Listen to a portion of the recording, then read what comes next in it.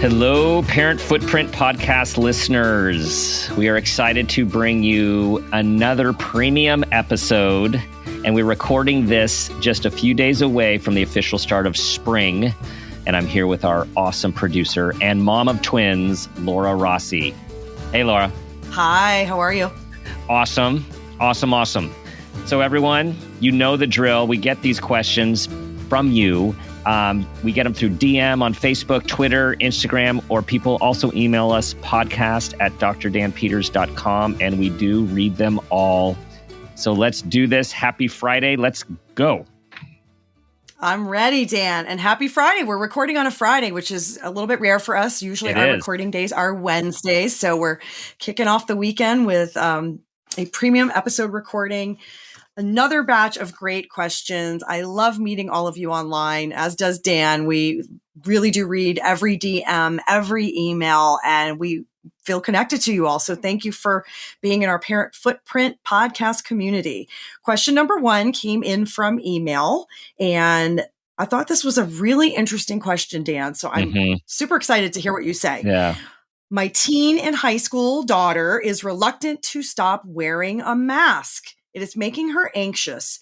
I think, this is the mom, it's mostly about the virus, but maybe also about acne, otherwise known as mask acne. But I just thought every kid in the world must want to tear their masks off. And now I'm going to learn from Dr. Dan that that's not the case. It's mixed. My experience has been that it's really mixed. And so when we think about, there's a lot of kids, teenagers, adults, who are just completely over masks. And there are a lot of folks that, and it depends on which region you're in and how strict often the guidelines have been. So everyone has had their different cultural experience, which is different than their family experience.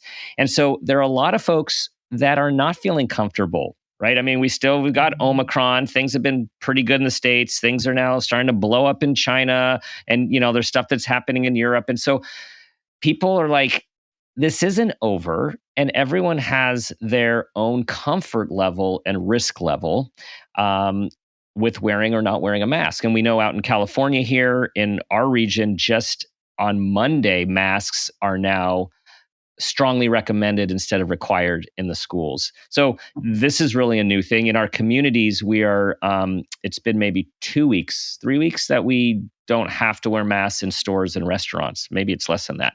So I would say is you support your child. The acne, I hadn't heard it that way, but that makes totally sense. The acne. So a lot of kids do they have the regular acne, and then they do have acne around their mask part of their face. And there's a lot of kids that are really self-conscious. So for example, I have a client who's transgendered, and she loves wearing a mask because she is in transition and it helps with her feeling more comfortable with her appearance. So she's actually liked that aspect of the pandemic. I love that. Silver lining, I guess. But all this is to say is it's totally fine. And I don't think we make a big deal out of it. And what I've been hearing out there from everywhere from medical people to politicians to administrators is this is now choice, and we need to respect people's choice to both wear a mask or not wear a mask in the climate that we're in right now. What do you think? That's great. And I think that you just gave me a phrase I'm going to cling on to with this, because I think regardless of the age of your kids, thinking about family, let's just not make a big deal out of it. Everyone can make their own choice. But as parents, the bigger deal you make out of any issue, the bigger deal it becomes. And I like that. If your child wants to wear a mask and as the parent, they're not required anymore, you might just do one time of questioning that, you don't have to wear those anymore. Mm-hmm. Yes, great, cool. And then let them sort of be and do what they feel comfortable with. Because for me, I think I'm really in touch with issues in the parenting world because of our podcast and our work. Yeah. But I had no idea that any child of any age would be reluctant to take off the mask after all of this. So yes. Yeah. Let me say one more thing. Lessons. Let me say one more thing related to, as this thing plays on, if your child is then the outlier, you're going to want to be aware of that and talk to your child about that to see if they're getting some social pushback or some teasing, just because that tends to happen, of course, when someone's an outlier in any situation. The other thing is to talk to your child Okay. about their level of anxiety. So we don't want our kids to be anxious and worried in silence and keeping it all to themselves. So it is something to check in with your child about, to ask their level of worry and anxiety about the virus, or just to say, hey, I notice you're still wearing your mask and you don't have to. I'm just wondering, what are the reasons that are going into it? Because it could be a very non-threatening, nonchalant, and then you just kind of do the, oh, okay, right? Because when we start digging in and asking too many questions, particularly with our older kids, our teens, we usually shut them down. So it might just be an inquiry, and you kind of log it, and then you loop back to it later if necessary.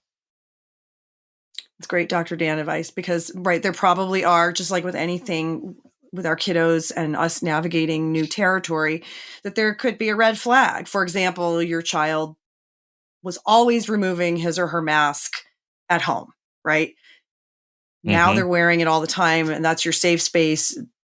Keep an eye on that, or maybe talk about it, because it's like, wait a minute, is something going on that they're right embarrassed about? Maybe it's the acne, maybe it's something else. So that's great. Well, the ever-changing pandemic living that we're all doing, I think, is going to continue to provide us with terrific questions that will help people yes. in real time, in the moment. There are no books on this. There are no, kind of sources for major expertise, except for maybe our show, I will say.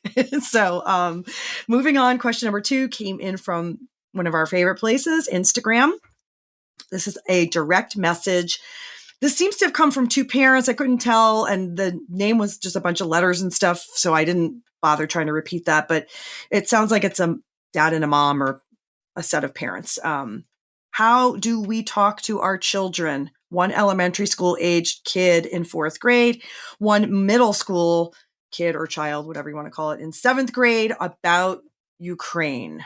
Now, this could be a whole episode, but I think it's probably another thing, right? That no rule book, but Dr. Dan has some wisdom. It's another thing. And I just think of, over the years, it's always something that we're asked to talk to our kids about. Like, how do we talk way back in the day? How do we talk about 9/11, right? How did we talk about of the previous SARS, the Ebola, the SARS virus? I mean, there's just the election, there's so much of the atrocities that we unfortunately face in life and have to help our kids navigate. So I guess the first rule of thumb is to think about your child's developmental age as well as their maturity or their cognitive age.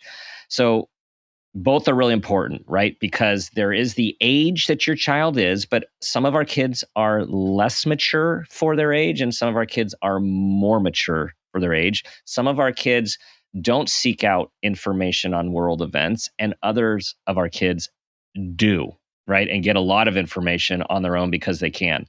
So I would say you have to think about your individual child, and then think about, what message do you think it's important that they get, and how to phrase it in a way that gives them information, but does not elevate or escalate their anxiety or concern about safety.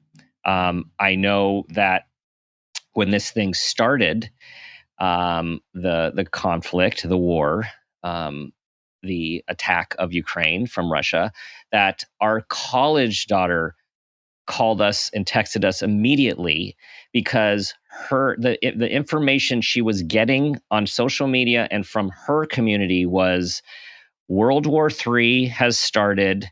Fill up your gas tanks so you can get out. And when we were able to unwind this, literally, it was like boom. That is and very stressful. Yeah. And if you're, new to being a human and haven't lived through a lot of these conflicts, of course, the stuff is really scary, even if we have. And so we had to talk her down and basically say, like, okay, sweetheart, let's look at this. Okay, first of all, these are the facts of what's going on right now, right? There is a war. There is an attack by Russia, like breaking it down. Here's where they are on the map. We are not at war with them. And then the kind of funny thing is, so where are you going to drive to? Like what's the full gas tank for? Aw, Like where are we going? yes. So that was all really helpful, and she needed to get that information to counter and for what she was getting. So I say for these kids, you have elementary school and you have middle school. Elementary school, you might be here. There are these two countries on the other side of the world, and the big country of Russia is attacking the little country of Ukraine, and it is seen to be unjust. And you have to, again, be careful of what you're telling your kids, because we want to instill social justice with our kids. We want to instill what's right from what's wrong. And there's obviously opportunities to talk about those things. With a middle schooler, they're going to get more information. Their teachers are probably talking about it. And I would say, what are you hearing about what's going on in the Ukraine? It's like, let's get a baseline of what they're hearing, and then you can jump off of that, because you might just need to add a little bit. You might decide based on what they're hearing is either it's incorrect, or you think that they should be a little more informed given on what's going on in their development. But case by case, people, case by case. That's great advice. And it's reminding me, Dan, of what you've taught our community and all of our listeners at the beginning of the pandemic.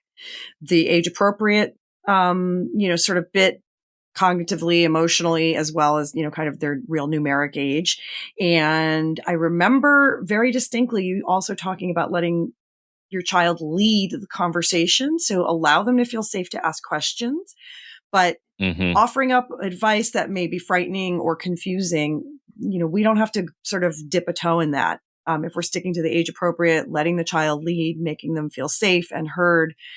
But this is another thing. I mean, when I saw the question, I also, these questions are kind of really getting me this week, because I thought, how is Dr. Dan going to answer that? I mean, that is just, again, it feels like unprecedented in some ways, but as you started talking and advising us in your calming and very brilliant way, I realized, wait a minute, this is echoing where we were when the pandemic started, because none of us knew how to talk to our children about it, but we had to. And that's, I think, building on one of the foundations of our show and our community is that trust and that open communication. So here we are with Ukraine and real human crisis. Yeah. But tragedy. Why kind of the rules were, we know as parents though, what to do if we kind of think back to how we've had to deal with, there's always you wrote a blog post once, I remember years ago, when we first started working together, that there will be the next thing. And I remember at the time we talked about some of that, it was 9/11, it was Ebola, it was some of those things you mentioned. And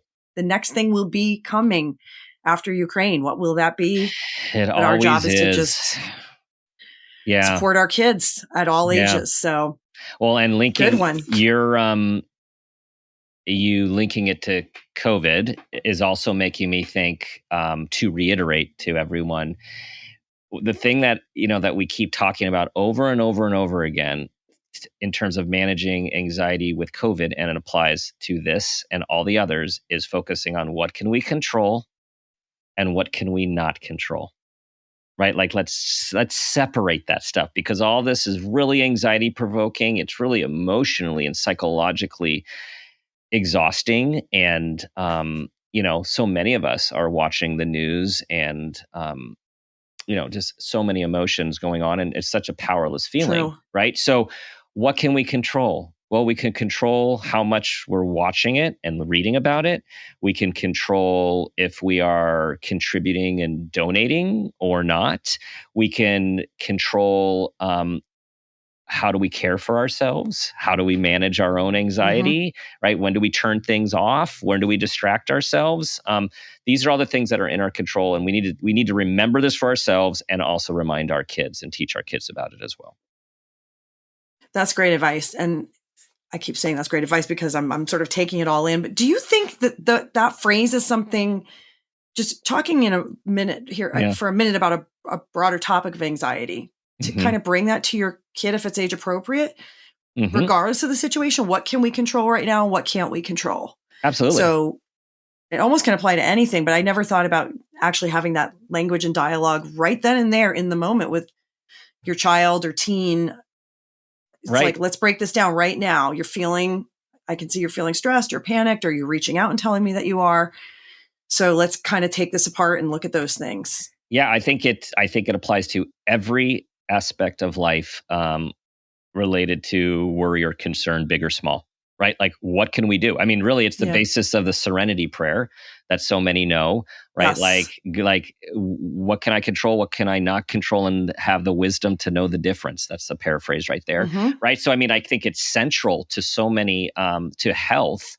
And, what this reminds me of is Dr. Ken Ginsberg, who's been on our show twice, an amazing pediatrician, individual, human being, an authority on research and raising teens. He talks about teaching our kids about the difference between a real tiger and a paper tiger, right? In terms of anxiety management, right? To me, it's very similar. Like, okay, wait, time out. Is this a real scary thing that we need to run away from and fight, or is this like it's making us feel that way but it's not? Again, like, what is this? Like, pausing of like, let's pause, let's put a little like, pause our emotions, use our thinking brain, and let's assess the Right. situation to problem solve, as opposed to just being run by that adrenaline and that fear, which can overtake us for sure. Right. Well, I think all of us of all ages, parents, kids, grandparents, we're getting a master class in worry and anxiety with the way things have just kind of been a domino effect over these last few years. And Mm-hmm. this discussion is making me realize that if we view what's happening in the world or our own kind of personal, smaller world as the chance to practice, we're going to be able to kind of tackle the big things and the small when they kind of come down that anxiety Mm-hmm. highway for us. So, Mm-hmm. all Yes. right, I'm adding another thing to my practice personally and for my There you children. go.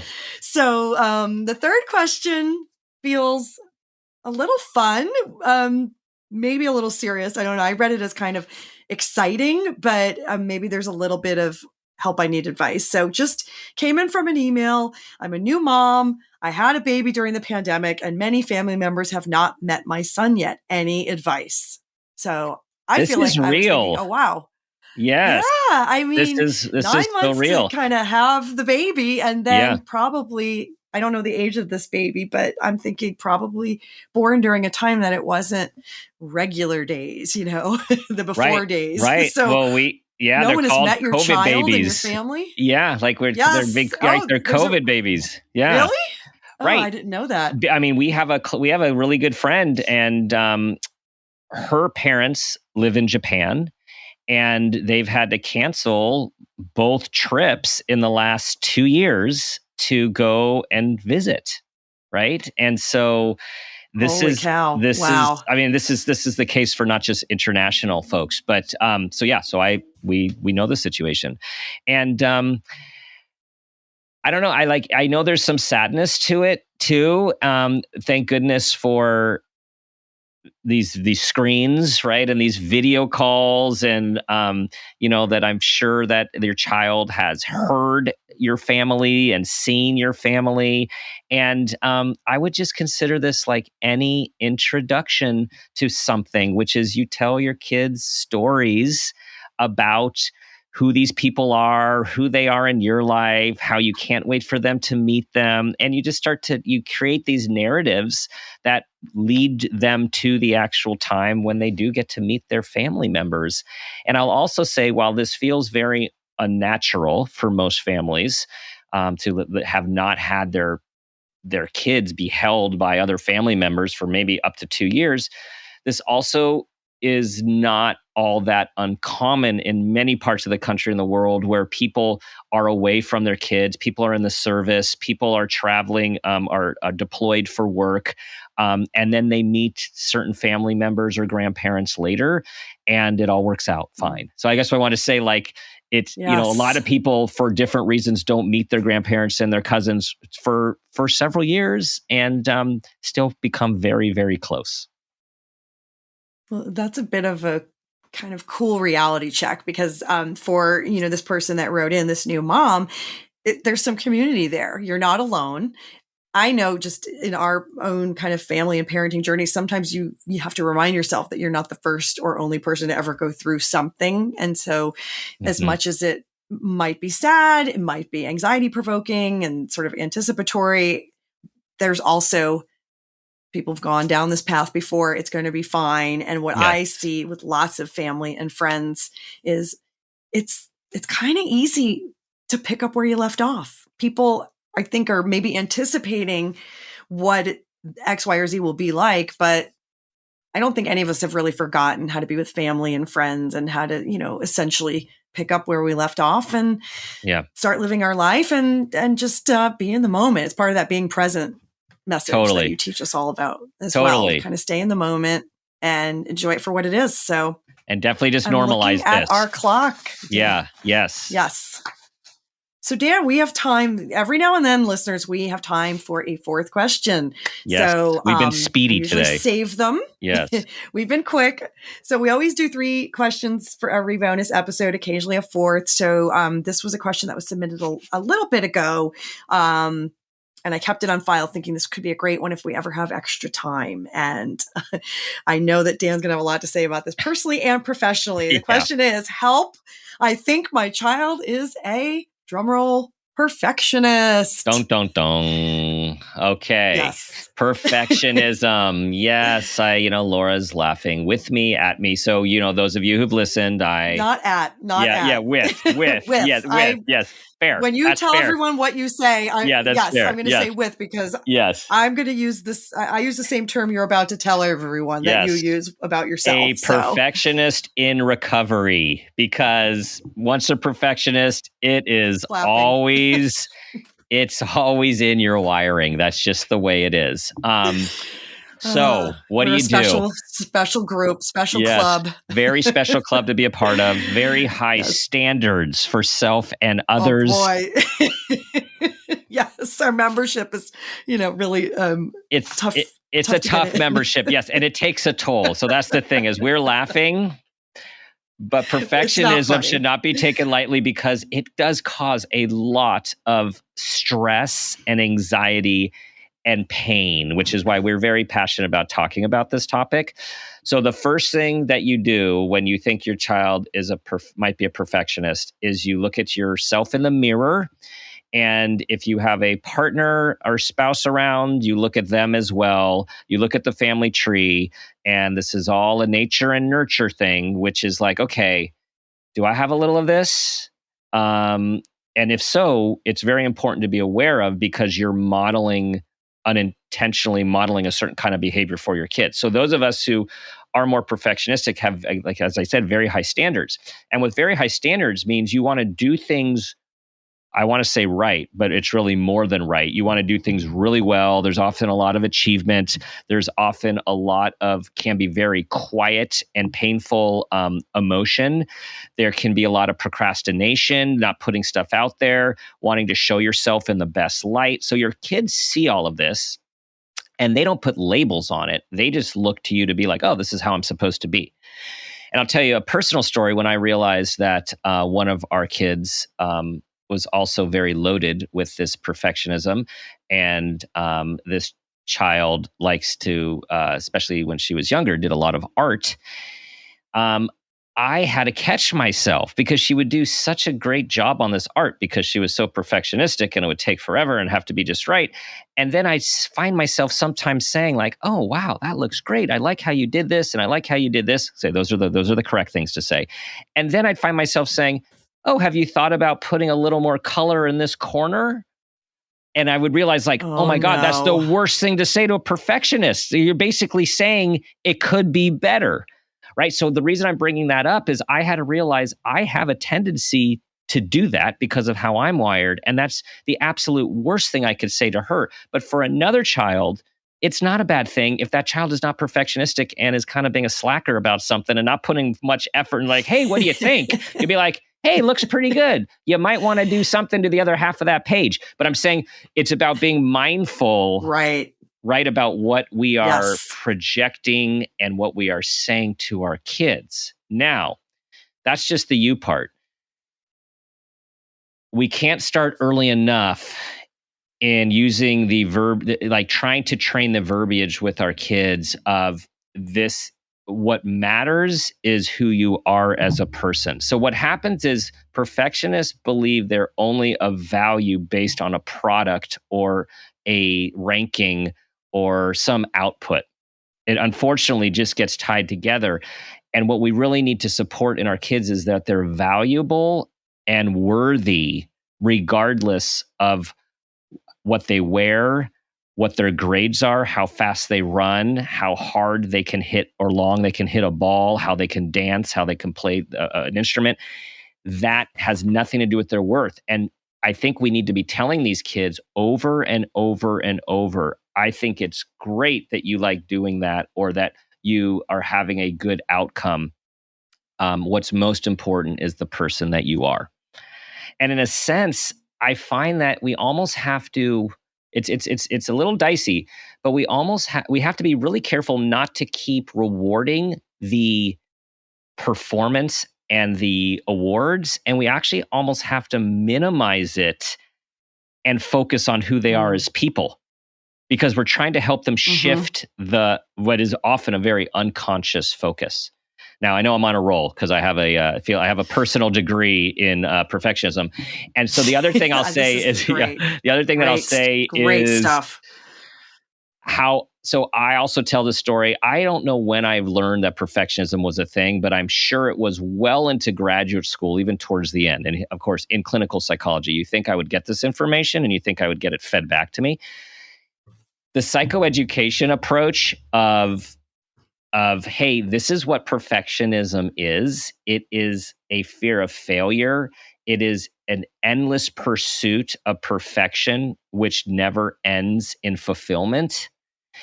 And to say what we have to do when we're wired this way is really be aware of it, that it affects our thinking, and try to counter our thinking into being good enough, having fun, and not tying our worth. Just telling them about the concept is absolutely huge.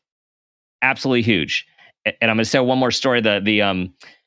I said grad school. So my dissertation chair, my advisor, she obviously knew this about me, but she didn't say the word. I remember every time I'd reach a major milestone, pass a comp, get through one level, because those of you who went to graduate school, it's all about like jumping through lots and lots of hoops. And I would say, okay, here we go. I'd go to her bungalow. She's like, come on over. Let's talk through this. I'm like, okay, here we go. I did it. What's next? And she'd say, Dan, what's next is you go home and you celebrate, and you don't talk to me about your next achievement for 1 week. And I'm like, 1 week? Like, I'm ready to get started. And that was my, go, let's go. But she was right. Like, I couldn't stop and celebrate the success. And that's what happens for our team, our perfectionistic team.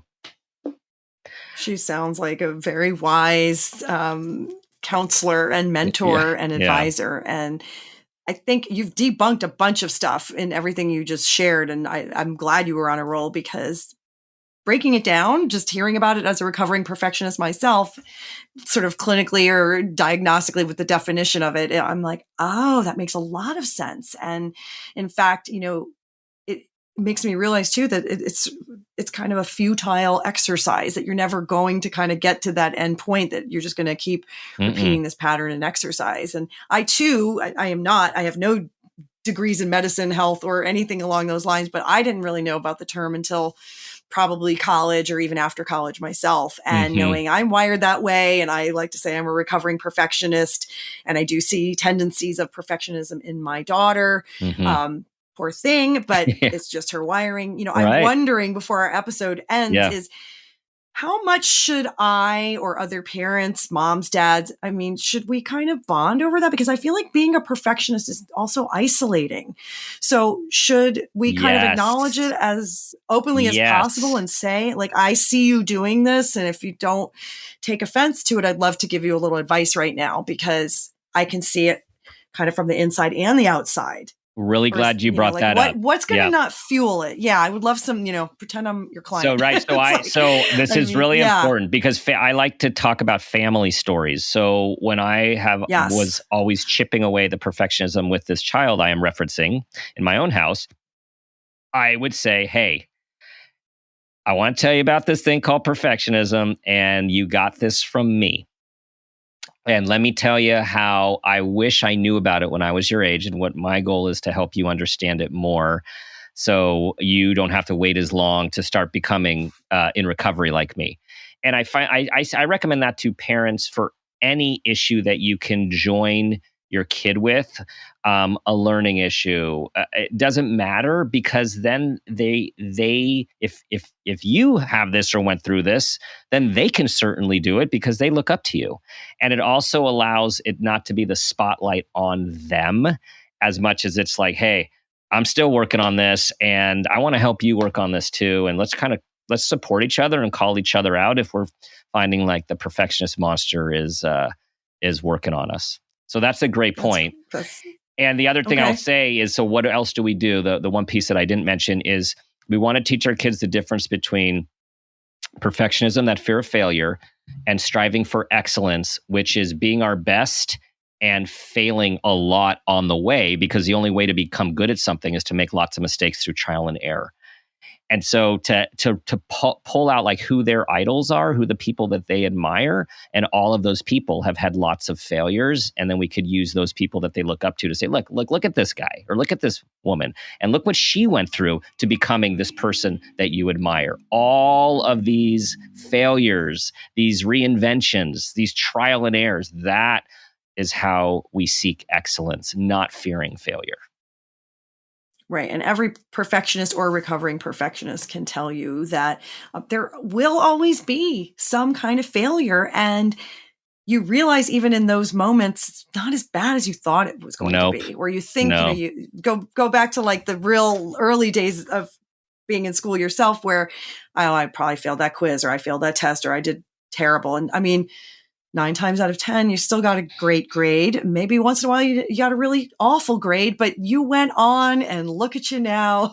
Life is great. We're thriving. That one test or that one quiz. I think it's just realizing that fear of failure, of course, it's hard to tamp it down, but even if the failure comes, it probably isn't, the one thing that will dictate how the whole rest of your life will go, is because, you did something wrong on the science quiz. That's just not how it works. And I think all of these iconic people, and then also just sort of regular people in our families, will tell you the same thing. So I like hearing that it's okay to bond over it. And so now I think we're probably at our time, Dan. And I think we are. I loved today's questions. We got through a lot. We did. To let it all sink in. Yeah. To listen to this episode. And thanks everyone. Thank you for, again, Laura said this, but we do love hearing from you, because we get the pulse of, you're in the trenches, we're in the trenches, we are all in this together.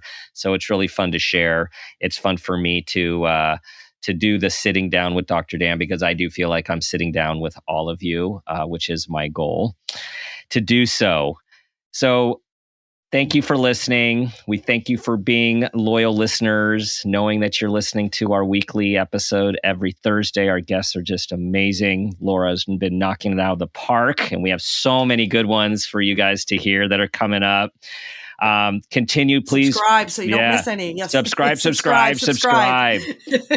Tell others about it. Follow us at Parent Footprint Podcast on Facebook and Instagram, and on Twitter at Dr. Dan Peters. Always our website, drdanpeters.com. And we appreciate you subscribing. We appreciate the 5-star reviews and all of the wonderful comments we get. And so you know what I'm going to ask you to do, people.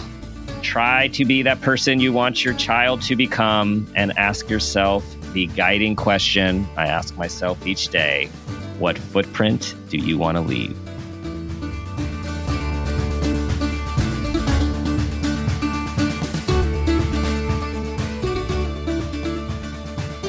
This has been a Peters and Rossi production. Parent Footprint with Dr. Dan is produced by Laura Rossi. Our engineer is Phil Rossi. Theme music is Mountain Spring High, composed and performed by Gabriel Lewis. Artwork is by Garrett Ross.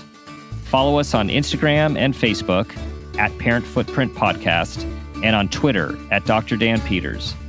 If you are an advertiser interested in advertising on our show, go to midroll.com exactlyrightmedia.com/ads. For more information, go to exactlyrightmedia.com. Listen, subscribe, and leave us a review on Apple Podcasts, Stitcher, or wherever you get your podcasts.